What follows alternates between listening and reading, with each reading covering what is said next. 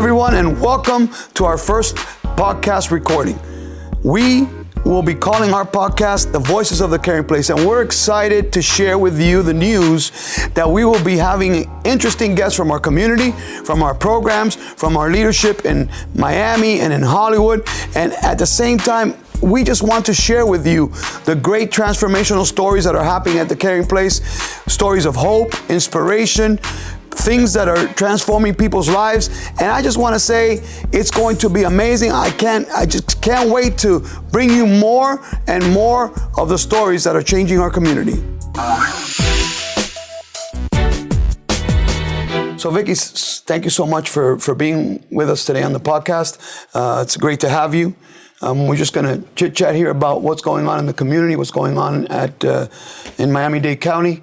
Thank you. So for the audience, let me explain who we are. We are the Miami-Dade County Homeless Trust. We are the umbrella for housing and services in Miami-Dade County, and we partner with 24 nonprofits in the community, Miami Rescue Mission among them, a very long-time partner, yes, to provide housing and services for people experiencing homelessness in Miami-Dade County. And you know that in recent times, we rebranded to the Caring Place. So the Caring Place, formerly known as the Miami Rescue Mission, because we're trying to get that name out there.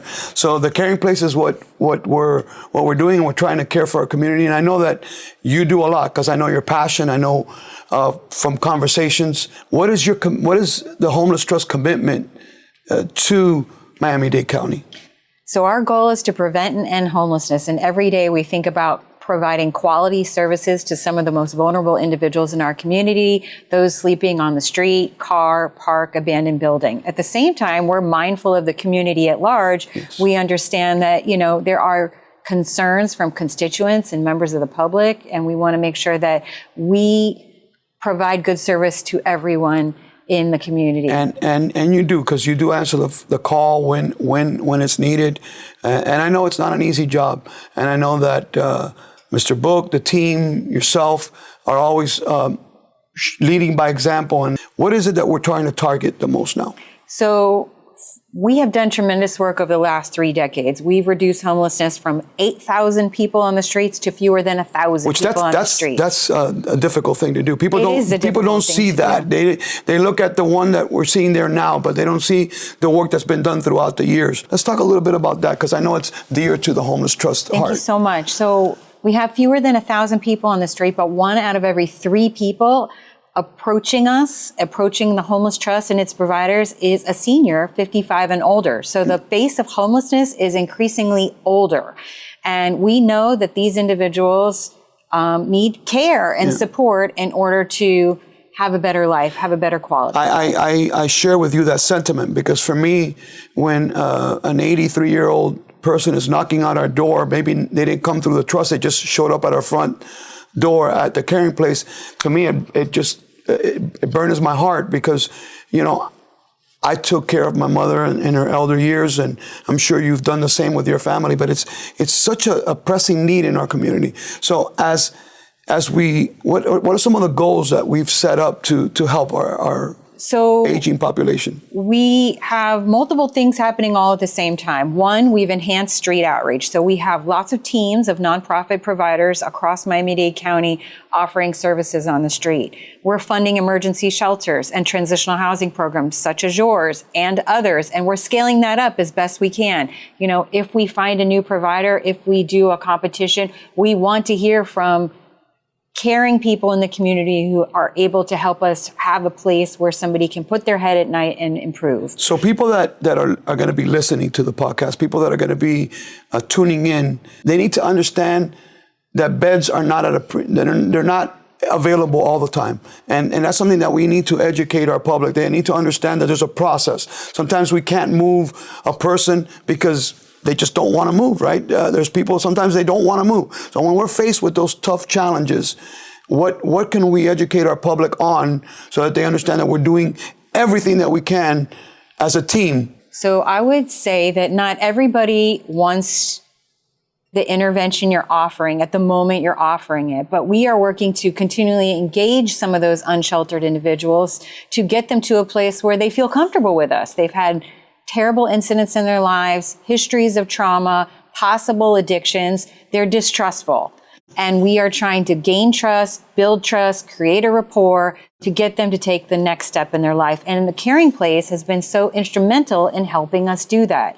You know, we can place somebody into a shelter or a transitional housing program, but then it's up to those providers like the Caring Place to help continue the services that began on the street and help people see a better tomorrow. Correct, and it's really a team effort because you have to engage them sometimes, even engage other teams to deal with maybe their mental illness, their different things that are going on. So as we educate the people, as I when I get a chance to talk to somebody that's really upset because they want the homeless person away from their business, and I understand. I've built relationships with many businesses around Wynwood. It's not easy to be able to have a homeless shelter. I always tell them we were here first, and we talk about these things. But as we talk with the community and we educate the community, people need to understand that is a challenge. And we are trying to overcome that challenge. And we cannot change people. People need to want to change, and we need to do it together in partnership. And so, I would add to that, we understand. We put ourselves every day in the shoes of residents in the community who live here. And I'm among those. Yeah. I was born and raised in Miami-Dade County. This is my home. I only want the best for this community because this is where I live with my family. Yeah. And this is where my parents live. And this is where my children live. Yeah. So we all want an improved quality of life. Correct. And we don't look the other way. We're not trying to move this homeless person from here to here. We're trying to get that homeless person on a path to self-sufficiency. And that can be done sometimes quickly and sometimes not so quickly. We believe in second chances. And, we're trying to put the right recipe together without criminalizing homelessness. Yeah. We don't believe that you can arrest your way out of homelessness. No. We try to bring compassion, and it's not easy work. The Caring Place stands with you on that because when we criminalize the homeless, all we're doing is bogging down our criminal system. We're bogging down people, money that they don't have, warrants, jails, things that happen because we're just moving. I just don't believe in that. I think people need a chance to change, especially when there's addiction, mental illness. There's many things that affect, they lost their job. There's many different avenues that people face to get to homelessness. Yes, not all homelessness looks the same. And when we do have a concerned business owner or resident, we try to keep the lines of communication open. I think that it's helpful for them to understand that we aren't just hearing their complaints, we're taking action. We're trying to do something. I would be upset too if I thought I was pointing out a problem in my community and no one was addressing it. If they know that all hands are on deck trying to address an effort, it can go a long way. Let's talk a little bit, because we talked about those that are aging out. We talked about the single male.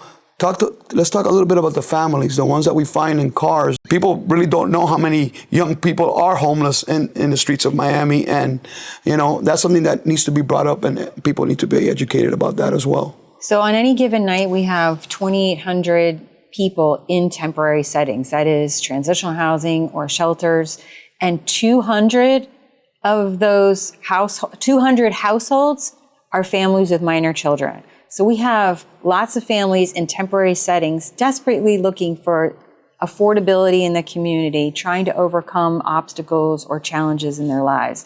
So thousands of kids come through our system last year. In total, more than 12,000 people entered emergency shelter, transitional housing, or what we call permanent housing within the homeless continuum last year. So 12,000 people come through. There are success stories happening every day. Yeah. So, there is success stories. And I tell a lot of people, we started a year ago and we just had a celebration for about 50 homeless men and women that finished the process. But that doesn't guarantee that they're going to go out and do what they need to do. It's just a footstool that they can use for the rest of their life. So as a community, I think we're giving people the chance, whether it be with us or one of our other partners. There's a lot of chances that people could take to get back on track.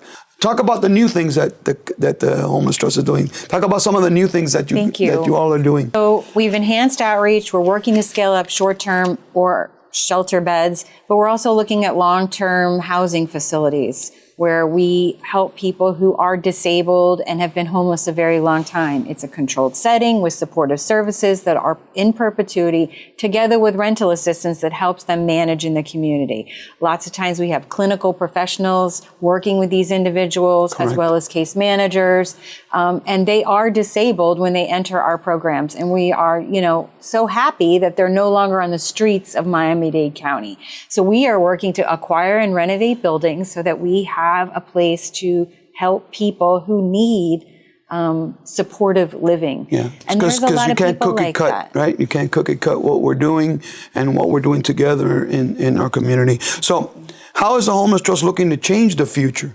We are one of the few continuums. We call ourselves a continuum of care. Yes. And we are one of the few continuums who believes that we can end homelessness. We are so close. In a community with 2.7 million people, we have approximately or less than 1,000 people on the streets. That is a solvable problem. Does that mean no one's going to be homeless tomorrow? Yep. No, but we need to position ourselves in a way with the capacity of housing and services that if someone does become homeless tomorrow, we can quickly address Quickly put them in. And by the way, we share a vision. Our vision is no one is homeless. So we're on the same.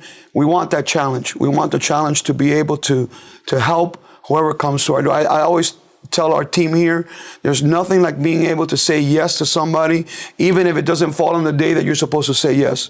If you can offer somebody a shower, a change of clothes, a plate of food to eat, you can put some hope into their life. And maybe, one of the dreams that I have is one day we can partner and have the teams right there when they're eating and get them into the service. Not with us, but wherever it may be, whether it be us or another place, work right when they're coming in and find places for them to go. So are there any upcoming events, initiatives, things that you really want to talk about in South Florida with the home? I know they are, but I want you to share them and share them with our hearing audience. Oh, thank you so much. So 2 things that come to mind are we have a Homeless Awareness Day event every year in November. And on November 7th at Miami-Dade College at the Wolfson campus downtown, we're going to be hosting a bed race. Yes. And we have different organizations and communities sponsoring beds. And the bed race helps raise money for people experiencing homelessness with a particular attention on where we started, seniors. Yes. And so it can fill all kinds of gaps and meet all kinds of needs. So join us for the bed race. Yes, listen, we're partnering with you in it. There's a lot of competition. It brought our team together. I know that we had to do some video to call out the Homeless Trust. So we're trying to get it going so that people will get excited. I know that last year it brought my team together. Our team here together, they were able to participate and they were happy to participate. They're building a new bed because this year there's new rules. The wheels got to be different. But funny story, I got a call this week and of one of our community partners. They called in and they wanted to know if we can give them a bed from the thrift store. I said, no, it doesn't work that way. You could come over, and our director of social services didn't like it too much. I told him, come over, talk to Paul and find out what's going on, and he'll tell you how we built it last year. So we're helping each other, right? Even though it'll be competitive on November 7th and we want to win, at the same time, it's good for, I think it's good for us to have a moment to smile, to bring awareness to homelessness, our elder community, our it'll bring us together. I think you just talked about the continuum at large. We help each other, but everybody's competitive, and we want to do the best by people experiencing homelessness. We want to win. Exactly. We want to win, and we want the goal of ending homelessness. So what's another thing we're working on? The second event, and you're familiar with this as much as I am, is Give Miami Day, and I think that's November 21st, where we partner with the Miami Foundation, and people in the community can help support their favorite charities. We have the Ending Homelessness Fund, I'm sure. I know, caringplace.org, Give Miami Day /Give Miami Day is for us. And we want to make sure that people connect to that. And whatever you're passionate about, that you give, whatever. To me, it never matters. I learned from the best that the $3 gift is as important as the $1 million gift. They're both important. I believe God for the million, but I know the $3 person is working hard, and that makes a difference on what we both do for those that need the help. I agree. I share your passion and enthusiasm, not only for and gratitude for the small gifts as well as the large gifts. And I can tell you, that those proceeds go a long way. I have seen the Caring Place stretch $1, and it's amazing what they can do. I attest to what you guys do in times of crisis and emergency. You're there for people. I know we didn't talk much about that, but I know you also have a call center. If you want to elaborate on that a little bit. Yes, we have a homeless helpline, 1-877-994-4357. It has many extensions. You're somebody facing homelessness or eviction or at risk of homelessness. You are homeless. You're a veteran experiencing homelessness. You're a young person. We have extensions. You're fleeing domestic violence to help everyone. I think the moral of the helpline and the outreach teams and the work that we do together is we are making the tough times temporary. Let's together make the tough times temporary, and we can't do that without your listeners and viewers. And that's amazing. We care. Vicki, thank you for being with us. Thank you. It was a great time together. Have nothing but the best for the upcoming holidays, for the things that are coming up. We just want to thank God for the Homeless Trust. Thank you. And we are very much looking forward to your Thanksgiving annual celebration, which is amazing work. Coming up. Thank you so much for listening. Thank you, Tony. Hello, caring friends, and welcome to the Voices of the Caring Place, where stories of hope, healing, and transformation come to life. In this segment, we're going to sit down with our residents and past graduates, all of which are real stories from real people, to hear their journeys and the powerful testimonies of change. So today we are joined by Scott. Hi, Scott. Hello. Thank you so much for joining us. Thank you for having me. So Scott, can you tell me a little bit about yourself? I'm actually from the state of Oregon. I came down to Florida at the end of last year, which would be 2024. I came down in December. I was in kind of a dark place in Oregon. I was struggling with a substance use disorder. I had kind of given up hope on everything. I had exhausted a lot of the resources that I had available with as far as the people I knew, and I'd burned a lot of bridges. And like I said, I decided I needed a change, and I like warm weather, so I decided I would come down to Florida. And you know, my journey down here was one of, well, it's turned into a journey of self-discovery. The original goal for me coming down here, as I said, I was struggling with a substance use disorder. I was extremely depressed, and I was very suicidal. So I wasn't really sure what was going to happen when I got down here. But I came down here. I didn't know anybody. I had no family down here, no friends. I literally came down here on a whim, and here I am now. Wow. Well, we're grateful that you're here and you're in the program. Mm-hmm. So tell me a little bit about how you came to the Caring Place. How did you find out about us? That actually was a surprise even to myself. I was kind of just met some random people and was explaining where I was at in life and everything that was going on with me. And they mentioned the Caring Place. And so I did a little bit of research, talked to a few more people that I did not know that had heard of the program and of the Caring Place. And so I went to the Center for Men on a Monday morning, and I was able to get into the program that same day. So for our listeners tuning in for the first time, can you tell us a little bit about the program and how it's helped you change your life? Coming into the regeneration program at the Caring Place, I was given a brand new start, a new opportunity. They introduced me to a bunch of different resources that have helped me on my journey.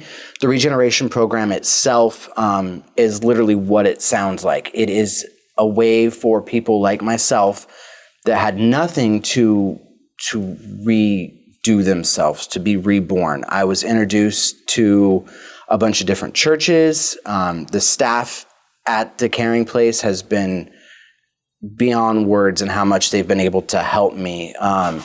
They got me back in touch with God. I had fallen out of touch with Him entirely, had disregarded Him from my life. But with their guidance and their care, I was able to reignite that fire for God. I was able to deal with my substance use disorder and look at it in a different way. Because I had tried other programs before, but they did not work. That was not, that approach may work for some, but for me, I needed more. I needed that intensity of treatment. And by treatment, I mean the scheduling, being, going to church, having groups multiple times a day, having that structure that I didn't know I was missing. That's one of the things that has helped me progress to where I am at now. That's incredible. Scott, looking at you, I wouldn't even know that you were struggling now that you're in our program. You're dressed so nice. I appreciate that. Thank you. That also is thanks to the Caring Place. As I said, I came in with nothing. Wow. I literally came in with a pair of shoes that were 2 sizes too small. I could barely walk because my feet hurt so bad. But because of the donors and people that give so willingly to the Caring Place, I was able to redo myself. We have barbers that come in. I came in, I was completely disheveled, I was dirty.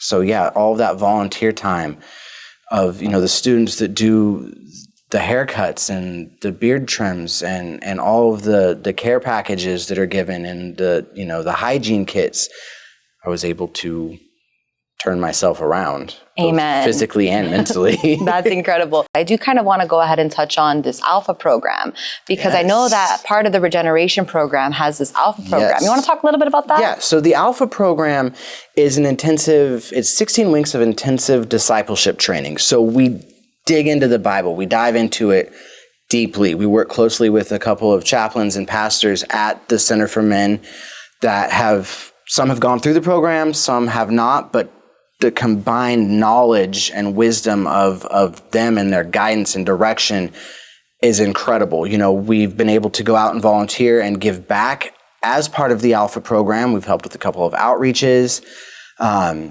just getting to know different churches, being introduced to different pastors and the congregations at all these different places.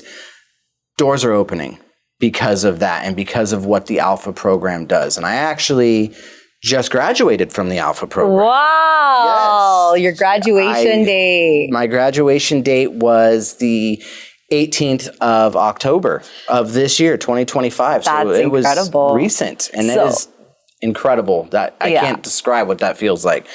My family is not from Florida, as I mentioned. They are all on the West Coast.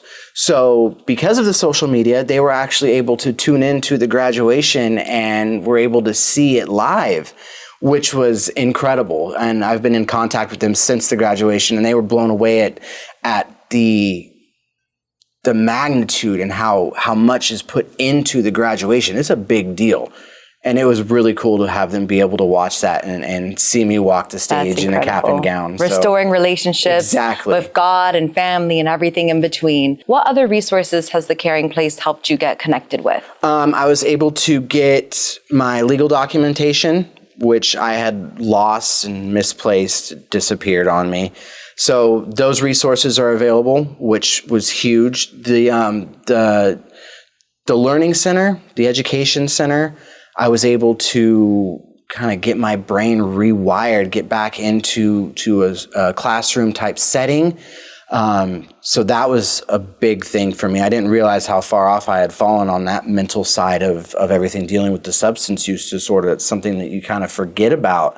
So having those resources available, the healthcare that's been provided, the fitness that they offer. I mean, we have a fitness area that we can use and all of those resources. But yeah, everything is so structured so well, and it just falls into place as it's supposed to. That's amazing. It sounds like more than a shelter. More than a shelter. So God's love's all around you, and I can feel it in our conversation. You can feel it when you walk into the center. Anything associated with the Caring Place, you can feel that God is present there. What would you say to someone going through similar situations you went through and how they can find hope at the Caring Place? When you go into the Caring Place, the level of care that everyone associated, the staff members, the counselors, the volunteer pastors that come in, they not only make you feel important, you know you're important because of how much they truly care. They are there for you any time of the day, 100% guaranteed. And the knowledge they have, some of them, a lot of them have actually gone through the program, I found out, and they are able to speak to you on such a personal level and help you get back in touch with who you are. And knowing that you actually mean something to these people is huge. That was huge for me. I felt like I was alone in the world. And when I came into the caring place, I was not alone anymore. I was given a family and friends. And that is something that we forget about, people that struggle like I was struggling. And if you need help, even if you don't know that you need help, if you feel like you do or someone tells you you do, you need to reach out. The Caring Place is an amazing place to do that, and you will get the help that you need. Thank you. Hey, on top of our new podcast, The Voices of the Caring Place, we are adding to us a new merch store.